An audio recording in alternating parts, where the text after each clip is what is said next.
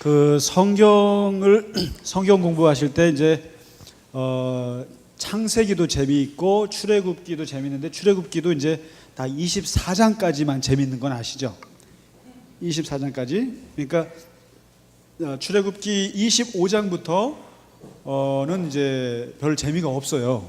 그러니까 이제 그 이유가 뭐냐면은 이제 그 성막 얘기가 무려 13장 정도가 나와요. 그 다음에 이제 율법, 십계명하고 또 이 계약법전에서 이게 나오니까 반은 제가 이제 지난주부터도 말씀드렸습니다만은 1장부터 19장까지는 이까지는 구원의 이야기고요. 그 다음에 20장부터 40장까지는 하나님이 우리에게 주신 그야말로 토라 가르침의 이야기예요. 가르침이고 일종의 율법의 얘기라고 할 수 있죠. 율법이라는 것이 하도 딱딱해서 제가 웬만하면 안 쓰려고 그러는데 하나님의 가르침을 주신 것이고 이 20장부터 후반부에서 말하는 것을 두 가지를 얘기하셨는데 하나가 십계명과 하나님의 그 말씀, 그야말로 토라죠.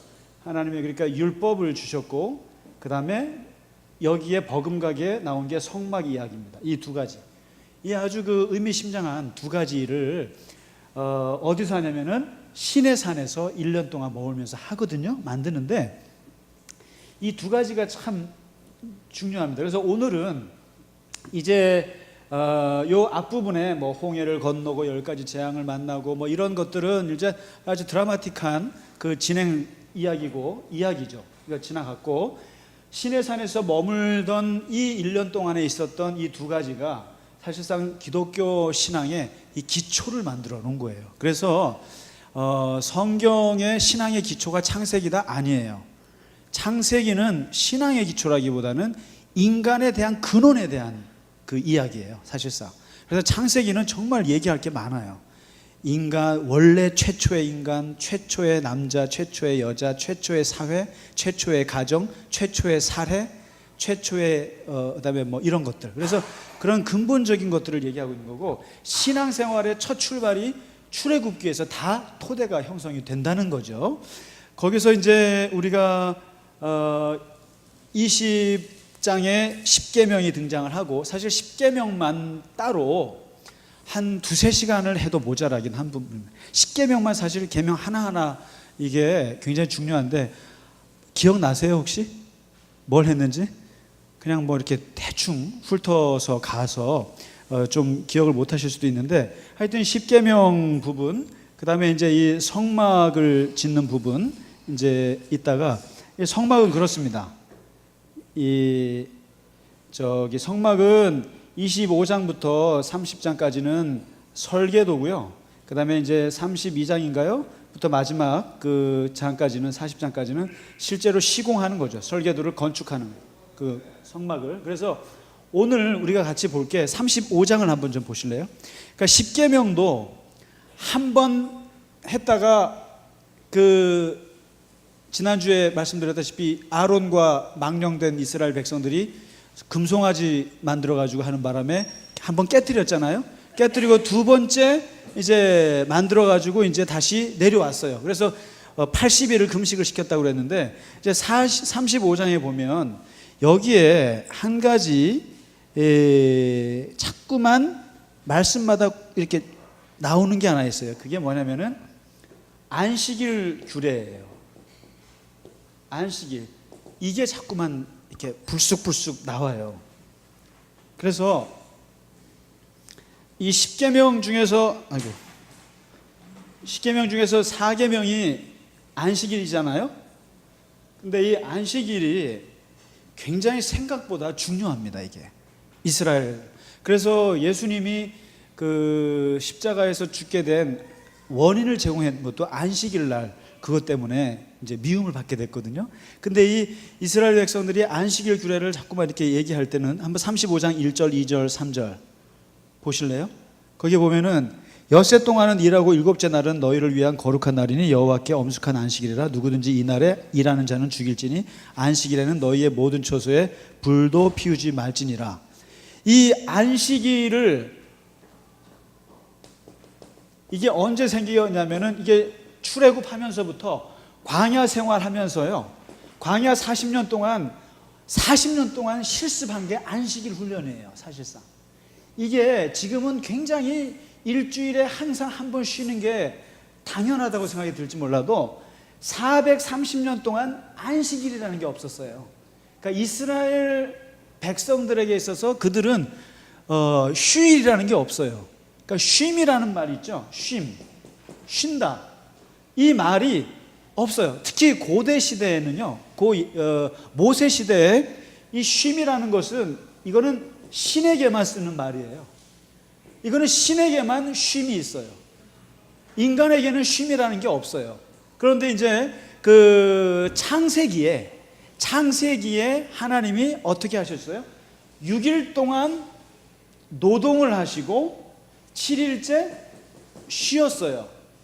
근데 이거는 하나님의 행위예요. 하나님의 행위인데 이거를 이 땅에서는 쉼이라는 것은 있을 수가 없는 건데, 이제 출애굽하면서 모세가 이스라엘 백성들을 출애굽하면서 다시 창세기 1장에 있는 그 원리를 내세운 게 바로 이 안식일 이거예요. 그래서 인간에게 쉼이라고 하는 거예요. 그런데 참 재밌어요. 아이고 시끄러워라. 네, 문 좀 닫아주시면. 이방 문화는 어떤 문화냐면은 신은 쉬지만 인간은 쉬면 안 돼. 이게 일반적인 논리예요. 그런데 이 안식일의 논리는 뭐냐면 나도 쉬었으니 너희도 쉬어라 이거예요. 참 이게 근본적으로 다르죠. 그러니까 이제 시어머님들이 며느리한테 고생시키는 논리가 그렇죠. 그러니까 나는 시어머님한테 당했으니까 너도 당해라. 이게 바로 이방신들의 하는 논리예요. 근데 나는 당했지만 너에게는 안 한다. 이게 이제 하나님의 말씀인데, 뭐냐면 나는 쉬지만 너는 쉬면 안 돼. 이게 그래서 이게 안식이라는 것 자체가 없어요. 근데 이게 내가 쉬었으니 너희도 쉬어라. 또 예수님도 뭐냐면 하나님이 일하시니까 나도 일한다. 이런 논리. 그러니까 이 기독교 신앙은 철저하게 하나님이 하신 행동을 그대로 따라하는 건데, 안식일도 그렇습니다. 그러니까 내가 쉬었으니 너희도 쉬어라라고 하는데, 이 안식일이 처음 등장하는 게 어디냐면은 출애굽기 16장 만나와 메추라기 떨어뜨릴 때, 이때 안식일이 자세히 나와요. 실습을 해봐요. 그러니까 그날치는 그날 먹고, 그러다가 이제 안식일 전날에는 이틀치를 줄 테니까 그냥 그 전날 가서 다 가져와. 그랬더니 가서 어떻게 해요? 이틀치 가져왔다가 안식일 날 나갔다가 욕 먹고 들어오고 이러거든요. 그러다가 이 실습이 하다가 민수기 15장에서 보면은 15장에서는 사고가 터져요. 안식일 실습하다가. 그러면 안식일 날 나무하러 갔다가 어떻게 되는지 아세요? 안식일 날 이렇게 생각 없이, 이게 지금이야 그렇지만 그때는 이제 안식일이 처음 생겨가지고 막 실습할 때니까 처음 이렇게 모르고 있다가 안식일 날 나가서 나무하러 갔다가, 이제 모세가 하도 안식일 날 뭐 하지 말라고 그랬으니까, 쉬라고 그랬으니까 들어오라. 그러니까 이제 이 사람들이 어떻게 해야 될지 몰라갖고 이렇게 묶어놨어요. 그 사람을 잡아놨더니 어떻게 했을까요? 모세가 이 사람을요, 나무하러 갔다 죽여버렸어요. 그러니까 그 계명 자체가 안식일날 일하는 자는 죽여라 이렇게 나오니까. 그래서 이게 보세요, 누구든지 이날에 일하는 자는 죽여라. 그렇게 해서 실제로 40년 동안에 이렇게 실수한 사람들을 죽이기까지 하면서 안식일을 지켜나가기 시작한 거예요. 그러니까 이게 사람이 죽어나가면서까지 훈련을 시켰으니 얼마나 이게 강력했어요. 그러니까 이제 이스라엘 사람들이 안식일 날 일하지 않는 것 때문에 사실상 굉장한 피해를 겪은 적이 몇 번 있었어요. 그게 뭐냐면 마카비 전쟁 때, 그러니까 예수님 오시기 한 160년 전에 독립운동 할 때, 독립운동 그 그리스, 그러니까 헬라가 정복했을 때 거기다가 독립운동 하다가 하는데, 안식일 날 이스라엘 사람들은 아무것도 안 하니까, 전쟁도 안 하니까 그날 쳐들어온 거죠. 그날 쳐들어와 가지고 그냥 그 자리에서 다 죽었죠. 안식일날 일하면 안 되니까. 어떻게 생각하세요, 목사님? 예?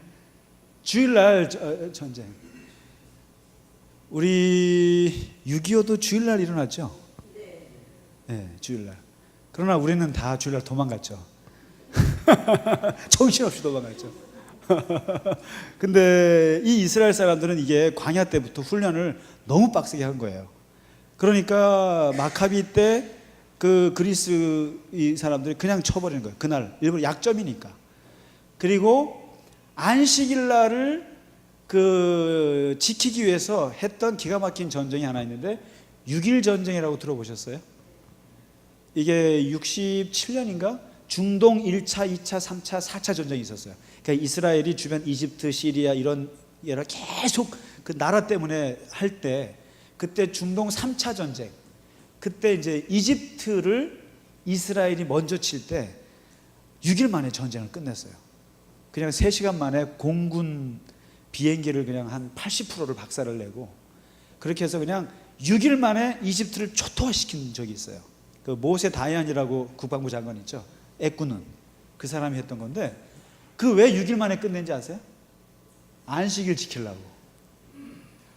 그러니까 이거는 이제 거꾸로예요. 옛날에는 상대 쪽에서 안식일 날을 해서 침공에 들어오고, 이번에는 자기네가 안식일 지키려고 안식일 전까지 전쟁을 끝내버리는데 기가 막히게 끝내버렸어요. 그냥 완전히 6일 만에 초토화시켜버리고 예배드. 그래야죠. 그런 식의 이만큼 안식일에 대해서 그 아주 강력하게 얘기를 하고 있는데, 이제 요 훈련을 지금 자꾸만 강조하는 거죠. 그러면서 사실상 안식일은 말도 많고 탈도 많습니다만은, 이게 어떻게 보면 기가 막힌 사상입니다. 이게 뭐냐면 인간에게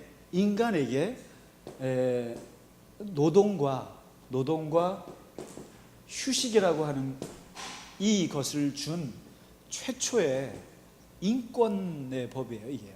우리는 지금 이 이스라엘 사람들이 안식일을 할 때 무식할 정도로, 너무나 무식할 정도로, 그리고 예수님 당시에도 너무나 미련할 정도로 안식일을 지켰어요. 그래서 예수님이 뭐라고 그랬잖아요. 야, 도대체 사람이 안식일을 위해서 존재하는지, 안식일이 누구를 위해 있는지 모르겠다, 그런 말까지 하셨잖아요. 그러니까 뭐냐면 사람이 죽어가고 있는데도 그냥 안식일이라고 못 본 채 하고 이럴 수는 없지 않냐, 이거 예수님은. 그러니까 사람을 위해서 준 건데 사람들이 자꾸만 안식일을 왜 8km 걸었어? 너 죽었어. 그리고 밥 했어? 안 돼. 엘리베이터 버튼 눌렀어? 안 돼. 그래서 이스라엘은 그 제일 발달된 게 알람 시스템이잖아요. 그래서 집마다 딱 그 안식일 전날에 되면 내일 몇 시에 밥이 되도록 누르고, 내일 몇 시에 나는 가수다가 나올 수 있게 누르고, 이거 다 알람이 돼 있어요.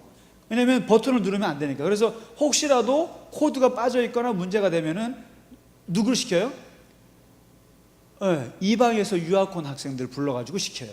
자기는 안 돼. 우리는 지옥 가도 되니까.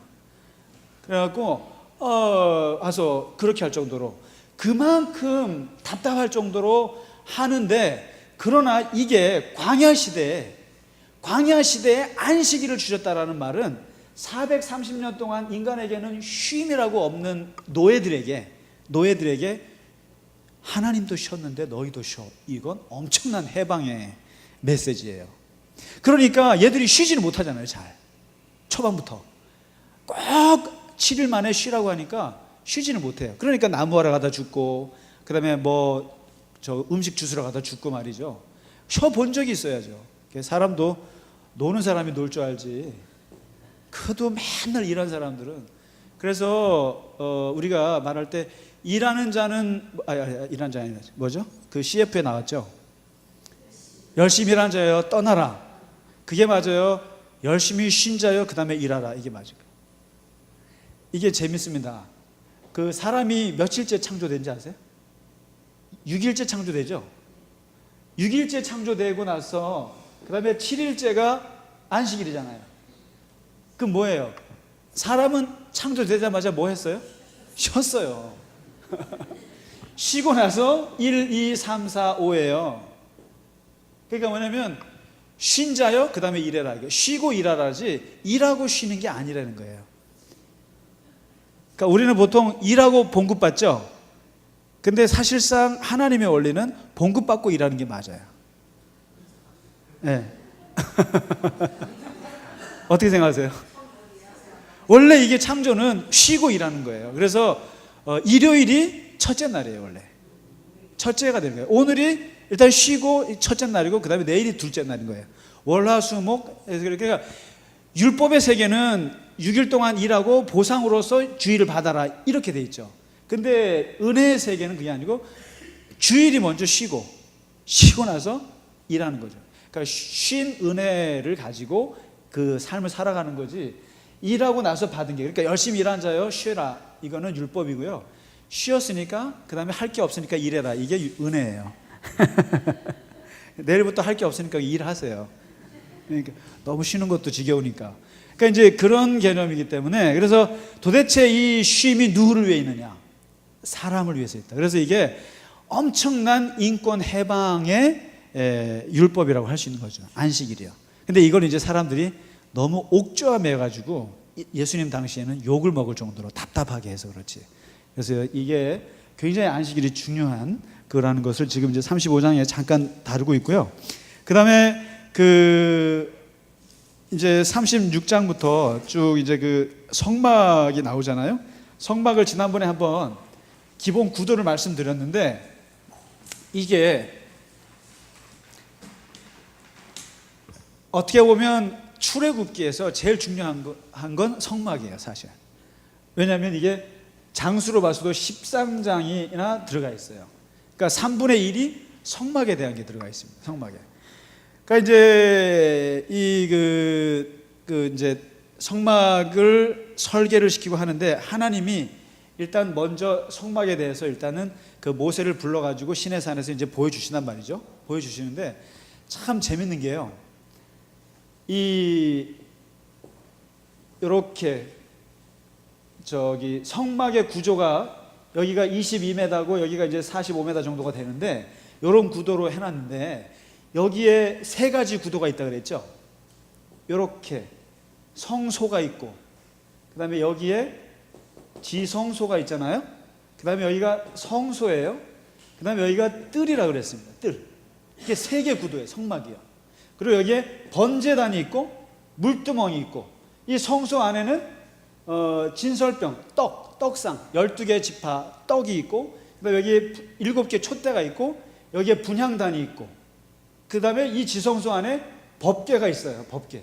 그리고 이 안에 물건이 3개가 있는데 십계명과 만나의 항아리와 또 지팡이가 있다 그랬죠. 이게 전부예요. 전부인데 이게 어떻게 보면 이렇게 볼 수가 있다고 하죠. 왜냐하면 시내산이 있지 않습니까? 시내산이 있어요. 여기에 이제 모세가 40년 동안 드나들었던 곳이 이 시내산 우리가 백두산을 백두산이라고도 하고 장백산이라고도 하죠. 시내산의 다른 표현이 뭐죠? 호렙산이에요. 호렙산 하면은 누가 엘리야도 갔었고 여기 모세가 부름받은 곳이 호렙산이죠. 그게 시내산이에요. 근데 이 산에서 모세가 말이죠. 이 꼭대기에서 뭘 받죠? 십계명을 받아요. 십계명. 여기에는 이 꼭대기에 누가만 올라가냐면 모세만 올라가요. 누구 만나러? 하나님 만나러. 그 다음에 이 중간지대엔 누가 있는지 아세요? 여기는 70장로들이 여기 있어요. 장로들이 여기 있어요. 그 다음에 이 땅 밑에는 누가 여기 있냐면은 백성들이 있어요. 백성들이. 이 세 개. 그리고 하나님을 만나는 곳은 누구만 만나냐면 모세만 만나요. 그 다음에 이 장로들은 하나님을 못 만나요. 직접 보면 안 돼요. 그 다음에 백성들은 아예 하나님을 보이지도 않아요. 약간 차별이 있어요. 근데 이 성막이라는 게 바로 그거예요. 요 지성소에는 누구만 들어가요? 지성소에는 대제사장만 들어가요. 1년에 한 번. 그러니까 모세가 시내산 꼭대기에 혼자 올라가서 하나님 만나듯이 이 지성소에는 아무나 못 들어갑니다. 대제사장만 1년에 한 번 들어가고요. 그 다음에 장로들, 여기 제사장, 그 다음에 이 뜰에는 백성들, 이렇게 이제 나눠주고. 그러니까 마치 하나님을 만나는 이 정상과 중간과 이게 있는 것처럼 지성소, 성소들이 이렇게 지금 나눠져 있는 거예요. 나눠져 있는데, 그런데 재밌는 것은 이 성막이라는 것을 하나님이 왜 만들려고 했겠는가? 이게 성막을 바로 하나님께서 땅으로 내려오셨다는 뜻이에요. 이게 하나님께서. 그러니까 이제 하나님이 사람들 가운데 거하시는 장소를 좀 만들고 싶은데 그게 이 성막이에요. 항상 지금까지는 여기서만 만났어요. 모세하고만 만났어요. 그런데 내가 모세하고만 개인적으로 안 만나고 백성들을 직접 만나겠다고 들어온 게 성막이에요.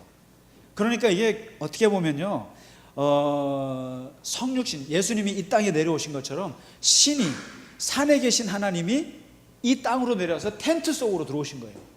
텐트 속으로, 이 천막 속으로 들어오셨는데, 이제 그래서 이 성막이라고 하는 것은 기본적으로 하나님과 백성의 이게 만남의 장소인데, 이제는 너희들이 항상 이 시내산에서 모세만 나에게 나와왔지만, 내가 하나님이 얘만 상대했지만, 앞으로는 너희가 성막 안으로만 들어오면 내가 너희를 다 만나주겠다, 이겁니다. 이게 뜻이. 그래서 이게 마치 이게 그래서 구약을 말이죠, 율법 종교라고 보시면 안 돼요. 구약에서 이 출애굽기라는 게 뭐냐면 꼭 마치 요한복음, 마태복음, 마가복음, 누가복음처럼 신약의 첫 출발하고 구약의 첫 출발하고 똑같아요. 그러니까 하나님이 땅으로 내려오시는 거예요. 이게. 그러니까 이 출애굽기 대표적인 게 성수. 그러니까 이제 호렙산에서 일단은 모세에게 내려오셨잖아요. 그리고 이스라엘 백성들 끌고 나가셨잖아요. 그리고 상징적으로 내가 진짜 내려온다는 것을 보여준 게 성막이에요. 내려와서. 그러니까 이거를 기독교에서 말하는 성육신이라고 아시죠? 이게 보통들 다른 종교에는 없는 건데, 신이 인간이 돼서 내려오셨다, 이거거든요. 근데 이 지성소가 이제는 내려와서 만나주겠다고 이제 내려온 건데, 이게 이제부터 중요한 이유가, 제가 왜 이걸 설명하냐면요, 이게 성막이 나중에 뭐가 되죠? 성전이 되죠. 그죠? 그 다음에 성전이 파괴되고 생긴 게 뭔지 아세요? 회당들이 있고, 성전이 그 다음에 나중에 뭐가 되냐면 이게 교회가 되는 거예요. 그래서 이제 한번 이 성막을 모르면 교회를 모르고, 성막을 모르면 성전을 알 수가 없어요. 그래서 이제 이 성막이라는 게 참 중요한데, 요 성막이라는 게 웃긴 게 움직이는 이동 성소예요. 이동하는 성소예요.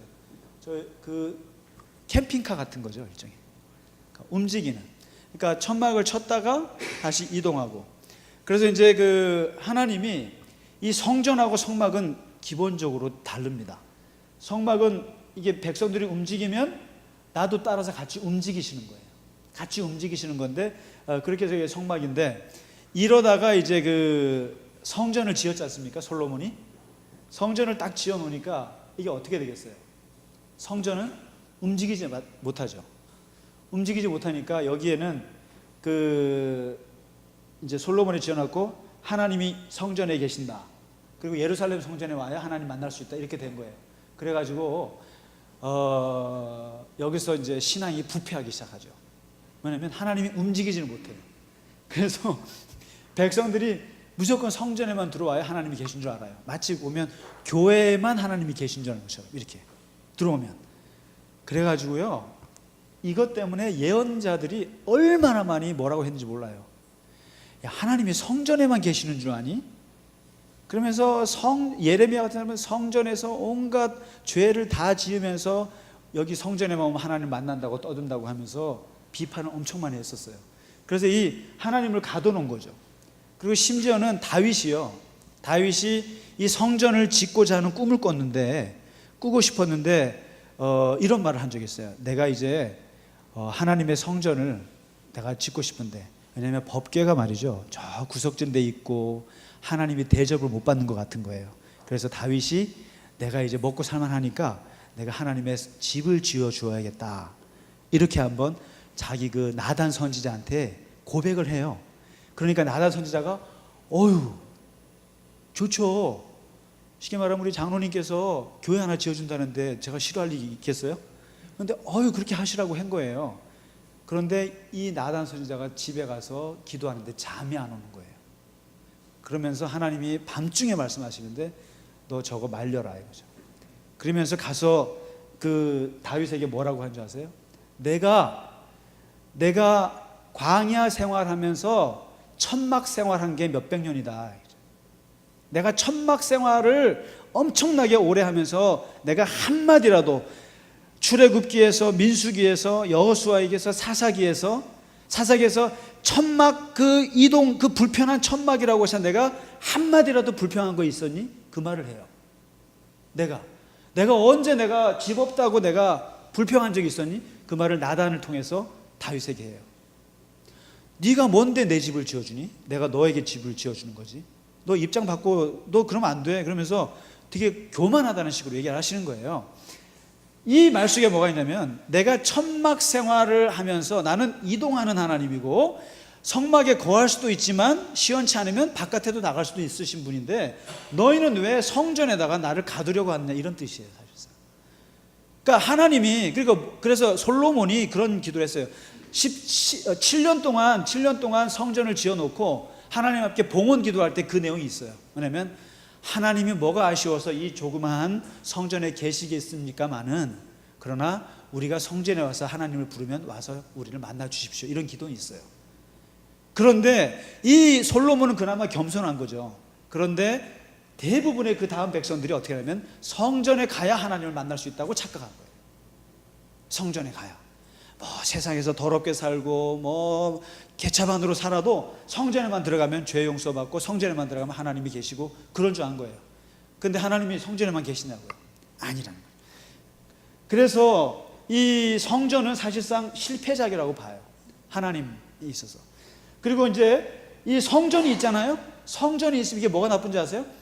전쟁이 나갖고 성전이 무너지면 뭐도 무너져요? 신앙도 무너지는 거예요. 이게요. 그래서 나빠요. 그래서요, 이게 그 기독교는 우상을 섬기지 말라고 하잖아요. 하나님 상이 없잖아요. 십자가밖에 없잖아요. 그런데 다른 종교들은 다 그 신상을 새겼어요. 근데 전쟁이 나잖아요. 전쟁이 나가지고 전쟁이 나면은 일단은 이 왕을 쳐서 이겼어요. 이기면은 왕을 첫 번째 죽여요. 그 다음에 두 번째 없애는 게 뭔지 아세요? 그렇죠. 신전을 없애요. 신전을 없애고 신상을 없애요. 그러면은 끝나요, 전쟁이. 뭐예요? 전쟁에서 나라가 망하면 뭐도 망해요? 종교도 망해요. 그런데 웃긴 게 뭐냐면 기독교는, 유대교는 신상이 없잖아요. 신상이 없잖아요. 예루살렘 성전이라 봐야 뭐예요? 여기 추억의 물건 세 가지 들어온 게 전부잖아요. 추억의 물건, 항아리, 그 다음에 여기 지팡이, 십계명. 이게 하나님을 체험했던 물건들이란 말이에요. 그러니까 바벨론이 쳐들어와가지고요, 아수르 와갖고는 예루살렘을 다 죽였어요. 왕을 다 죽여버리고 이제 신전을 파괴하자고 딱 파괴하려고 갔더니 뭐가 없어요? 신상이 없어요. 신상이. 그게 무슨 말이에요? 기독교는 나라가 망해도 종교는 안 망하는 거예요. 유대교. 그래서 오히려 이 예언자들이 그럽니다. 하나님께서 이방 민족을 들어쓰셔서 썩은 너희들을 심판했다. 그러니까 다른 나라 같으면 바알 신전이 무너지면 종교도 무너지고 나라도 무너지고 끝이에요. 신앙이 끝나요. 근데 이 기독교는 신상이 없으니까, 보이지 않으니까 신전을 무너뜨려 봐야 기독교 신앙이 없어지는 건 아니에요. 신앙이 오히려 더, 그래서 보이지 않는. 그러니까 성전이라고 하는 것이 그런 면에서 이게 실수예요. 어떤 면에서는 이렇게 하면 안 돼. 하나님을 여기다 가둬버리는 거예요.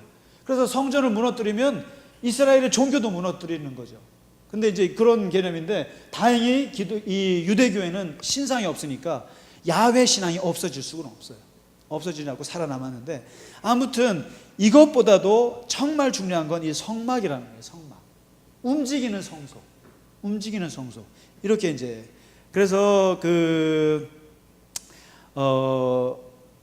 이 성막은 하나님이 움직이면서 우리와 동행하시고 그리고 같이 계시기도 하시고 또 떠나기도 하시고 이 성막이라는 것 하나님을 만나는 그런 움직이는 성소로 이제 만들었는데요.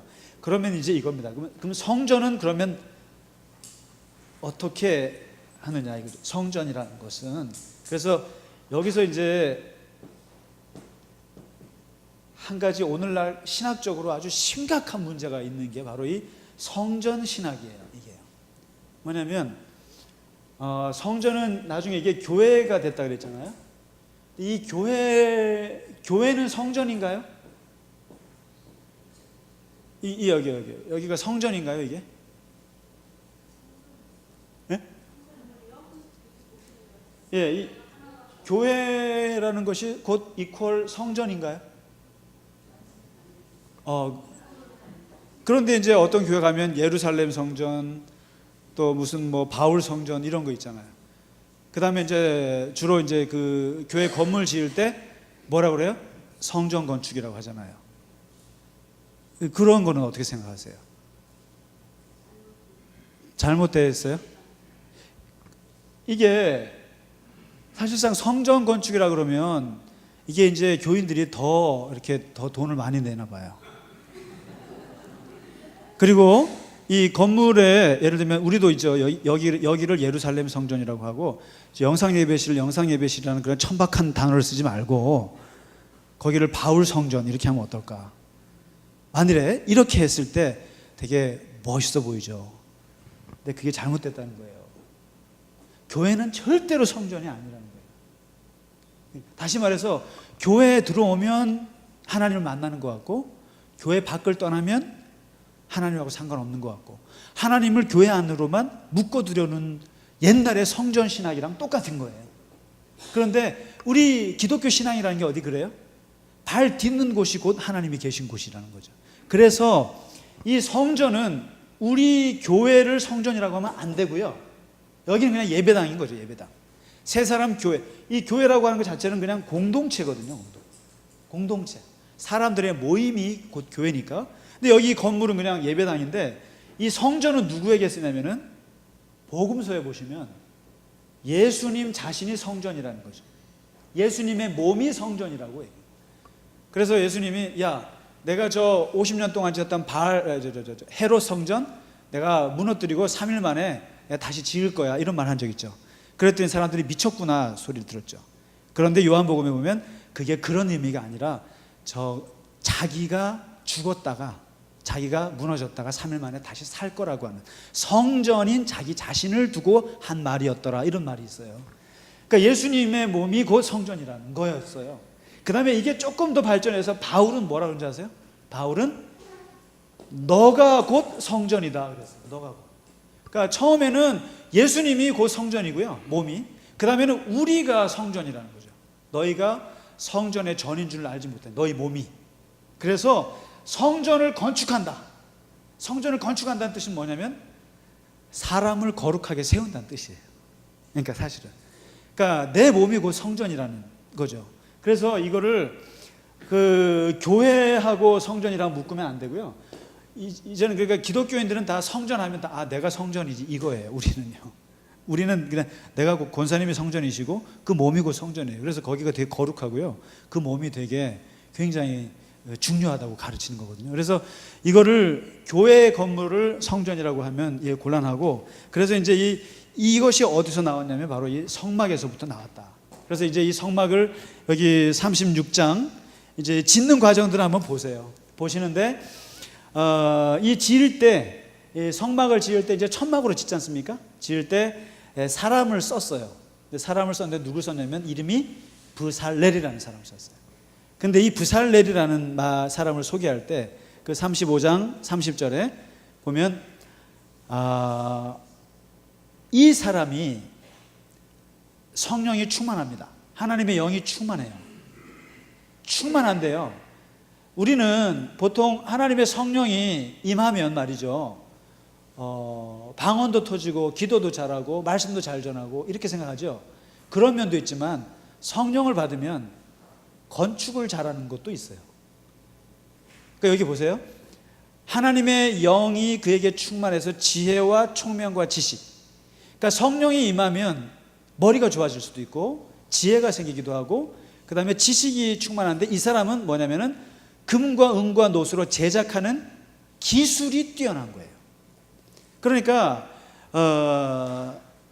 성령 받아서 제가 방언 받았어요라는 말을 많이 듣지만 성령 받아서 제가 디자이너가 되었어요 이런 얘기는 못 들어보셨죠?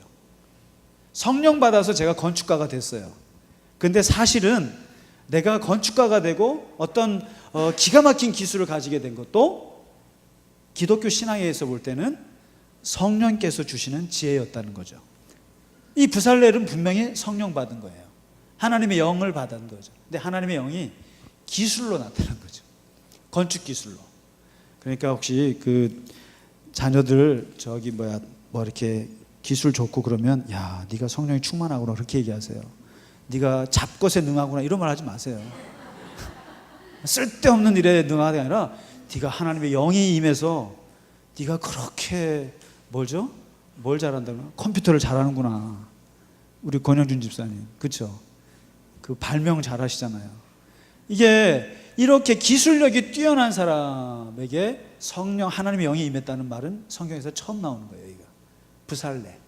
그래서 이 성막을 지은 사람이 부살렐인데 이 사람이 하나님의 영이 임해서 그런 기술적인 재능이 발휘가 돼가지고요 기가 막히게 만듭니다. 그리고 이제 사람들에게 집에 있는 폐물이나 금이나 은이나 돈 같은 걸 걷어서 했는데 너무 많이 들어와가지고 우리 경품 들어오듯이 너무 많이 들어와가지고 이렇게 모세가 말릴 정도로 그만 가져오라고 하는 이 은혜로운 사태가 벌어집니다. 그렇게 해서 성막을 만들고요.